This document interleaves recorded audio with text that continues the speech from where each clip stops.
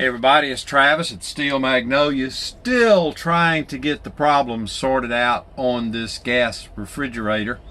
Won't go into details about its history, but if you're following me here, you know what's happened. But anyway, I want to tell you what I have found.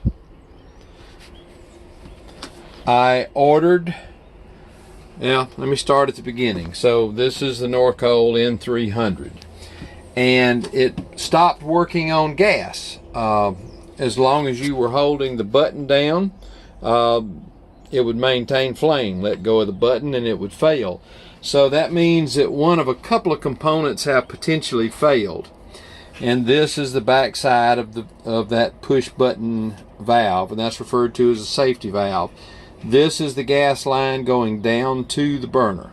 Okay. And then this line comes up and comes through the thermostat, and this is the supply line. So let's talk about this right here. This piece here is the interrupter.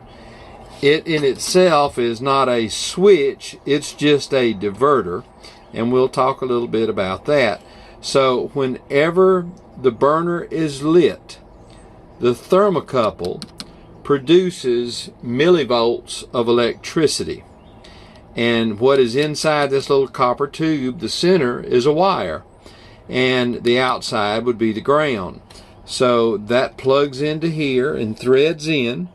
So that means that you should be reading on this terminal with nothing connected to it the same amount of millivolts as you would get if you were just putting your tester on the end of the thermocouple with it disconnected, because that's not a gas fitting, it's an electrical fitting. It's just a little contact on the end. Okay, so we've got that. This then comes around to the big switch, the one, your selector switch, and when you're on gas, it routes those millivolts over to here, and then it routes it back to this terminal. Okay, so when I check it, I've got almost the same amount of voltage on the red wire, which is buried underneath there just to hold it in place, that would be connected here. So all that's working, but when I connect it up, my voltage drops to 0, which indicates a direct short somewhere between here and in here.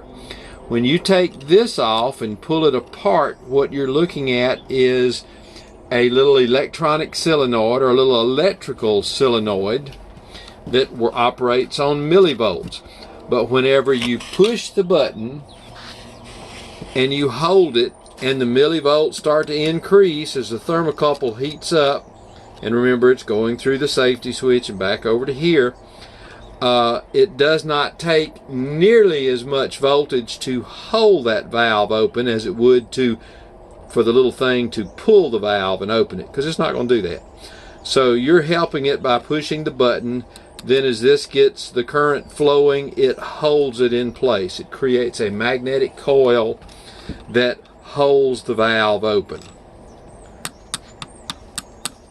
This is not working, and this is not available as a piece. I've got this piece on order, and also Shane Denmark here from the Trail Manor Owners Group and also the Facebook page. He's going to send me some old parts that he's got. Hopefully it'll be similar to this and I'll be able to make it work. But just want you to understand what all is going on here, and I hope this isn't too confusing.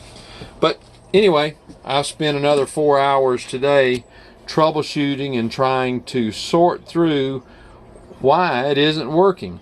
Everything comes back to the electromagnet plunger that's in here. So when the current comes up to here, out to here, over to the switch and back, and then in, once it makes contact, it shorts out and does nothing.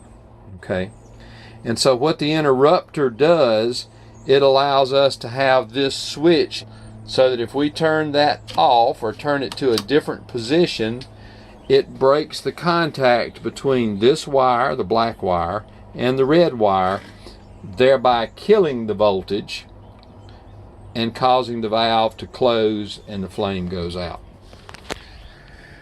You should probably be thoroughly confused at this point, because I've been confused all day, but at least gives you some idea of what I'm working with. I'll give you an update as things happen. Hey, thanks. This is Travis. Have a good one.